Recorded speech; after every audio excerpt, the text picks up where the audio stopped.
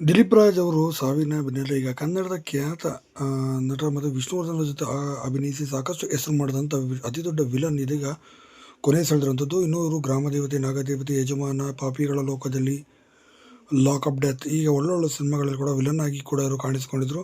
ಅದರಲ್ಲಿ ವಿಷ್ಣುವರ್ಧನ್ ಅವ್ರ ಜೊತೆ ಯಜಮಾನ ಸಿನಿಮಾ ಅತಿ ದೊಡ್ಡ ಮಟ್ಟಿಗೆ ಅವರಿಗೆ ಬ್ರೇಕನ್ನು ಕೂಡ ತಂದು ಕೊಟ್ಟಿತ್ತು. ಅದ್ಭುತವಾದ ಕಲಾವಿದ ಕಾಜಲ್ ಖಾನ್ ಅವರು ಇದೀಗ ಕೊನೆ ಸೆಳೆದಿರುವಂಥದ್ದು. ಮೂಲತಃ ಮಲಯಾಳಂನವರಾಗಿದ್ದಂಥ, ಕೇರಳದವರಾಗಿದ್ದಂಥ ಇವರು ಕನ್ನಡದ ಕೂಡ ಸಾಕಷ್ಟು ಸಿನಿಮಾಗಳು ಕೂಡ ಅಭಿನಯಿಸಿದರು. ಮತ್ತು ಅಷ್ಟೇ ಅಲ್ಲದೆ ಹ್ಯಾಂಡ್ಸಮ್ ವಿಲನ್ ಅಂತಲೂ ಕೂಡ ಹೇಳಲಾಗ್ತಿತ್ತು. ಇನ್ನು ಇವರು ಸಿನಿಮಾದ ನಾಯಕನಾಗಬೇಕು ಅಂತ ಕನಸುಗಳನ್ನ ಇಟ್ಕೊಂಡು ಬಂದಂಥ ಇವರು ತದನಂತರ ಇವರ ಬಾಡಿಯಿಂದ ಇವರು ವಿಲನ್ ಆಗಿ ಕೂಡ ಗುರುತಿಸ್ಕೊಂಡ್ರು. ಒಳ್ಳೆಯ ಹೆಸರು ಕೂಡ ಮಾಡಿದ್ರು.